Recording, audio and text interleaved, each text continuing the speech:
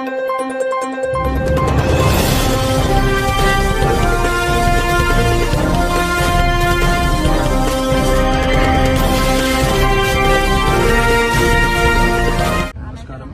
ఈరోజు నేను సైబరాబాద్ కమిషనరేట్ రంగారెడ్డి జిల్లా జనవాడ గ్రామంలో ఉన్నాను.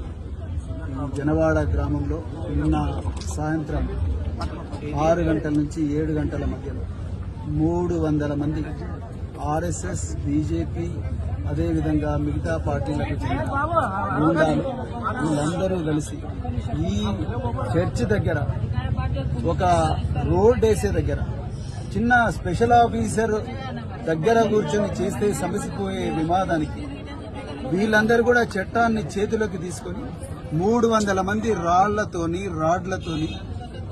చర్చి మీద దాడి చేసి ఆ చుట్టుపక్కల ఉండే ఈ దళిత కుటుంబాల మీద విపరీతంగా దాడి చేస్తే ఇక్కడ ఈ అమ్మాయి ఇప్పటికీ దాదాపుగా 18 మంది ఇంజూర్ అయ్యారు.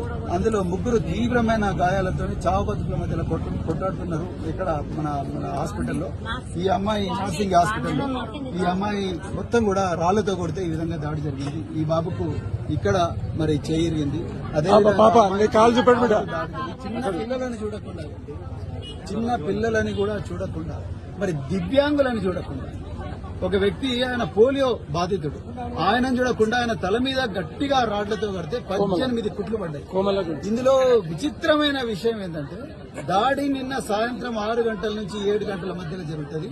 ఒక 15-20 నిమిషాల తర్వాత 2 పోలీసు వాళ్ళు వస్తారు. దాని తర్వాత 2 పోలీసు వాళ్ళు వస్తారు. వాళ్ళ కళ్ళ ముందరనే వీళ్ళు దుర్మార్గంగా దాడి చేస్తే పోలీసు వాళ్ళు కూడా పోయి పారిపోయి కొత్త కడుతున్న చర్చలో దాక్కుంటారు. పోలీసు వాళ్ళ సమక్షంలో దాడి జరుగుతుంది. మరి ఎక్కడ పోయిన ప్రత్యేక బలగాలు, ఎక్కడ పోయిన స్పెషల్ బ్రాంచ్ బలగాలు, ఎక్కడ పోయిన వీళ్ళు మీ టాస్క్ ఫోర్సులు.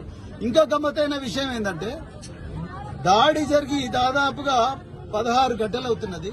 ఈ 16 గంటల్లో ఒక్క నిందితుడు కూడా దొరకలేదండి పోలీసులకు. 300 మంది దాడి చేస్తే ఒక్క నిందితుడు కూడా దొరకలేదు. ఇలా మమ్మల్ని అరెస్ట్ చేయాలని చూస్తున్నారు పోలీసు వాళ్ళు. ఇప్పటి వరకు మమ్మల్ని గొంతుకపై పోలీసు వెహికల్ వాడేసిండ్రు. చాలా మంది కూడా పోలీసు వెహికల్ వాడేసిండ్రు. ఇప్పటికి కూడా మమ్మల్ని అరెస్ట్ చేయాలని చూస్తున్నారు. నేను ఒక్కటే రిక్వెస్ట్ చేస్తున్నా ఈ డీసీపీ గారికి, ఇక్కడ ఉండే కమిషనర్ ఆఫ్ పోలీస్ గారికి, ఇక్కడ డీసీపీలకు, అయ్యా మీరు మమ్మల్ని చేయండి, మేము స్వచ్ఛందంగా మేము లొంగిపోతాం, మేము తప్పు చేసి ఉంటే. కానీ ఎవరైతే దుర్మార్గులు చట్టాన్ని చేతిలోకి తీసుకున్నారో, రాజ్యాంగానికి తూట్లు పొడుస్తున్నారో వీళ్ళు నిస్సహాయులను అనుకొని వీళ్ళందరి మీద రాళ్లతోని దాడి చేసి ఇంత చిన్నారి పిల్లల మీద విచక్షణారహితంగా కుల వివక్షతోని వీళ్ళు మాదిగలు, మాలలు, ఇంకా వీళ్ళు ఏం చేసినా నడవదు అని చెప్పి ఎవరైతే మరి దాడి చేసిండ్రో వాళ్ళను కనీసం ఒక్కరిని కూడా మీరు అరెస్ట్ చేయలేదు. అలా మీరు వాళ్ళని అరెస్ట్ చేయాలి, లేకపోతే మాత్రం రాష్ట్ర వ్యాప్తంగా పోరాటం చేస్తామని చెప్పి ఈ సందర్భంగా చెప్తున్నా. మరి రేవంత్ రెడ్డి ఏమన్నావు ఆ రోజు నువ్వు?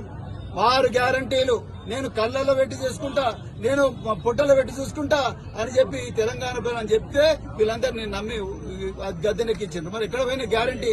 మా ప్రాణాలకు గ్యారంటీ లేదు, ఇక్కడ రాజ్యాంగానికి గ్యారంటీ లేదు, మా పిల్లల ప్రాణాలకు గ్యారంటీ లేదు. హాస్టళ్లలో చచ్చిపోతున్నారు ఊరేసుకొని మీ నిర్వాహకం వల్ల. ఇలా చర్చిలలో ప్రార్థన చేసుకునే పరిస్థితి లేదు, ఊర్లలో తిరిగే పరిస్థితి. ఈ ఊరోళ్ళంతా కూడా ఇక్కడ ఊరు బయట వచ్చి బిక్కు అనుకుంటూ బతుకుతున్నారు. ఇంతమంది పోలీసులు ఉన్నారు, వీళ్ళ వల్ల కూడా వాళ్ళకి కాన్ఫిడెన్స్ వస్తలేదు. ఇది హైదరాబాద్ మహానగరానికి కూతవేటు దూరంలో ఉండే గ్రామం.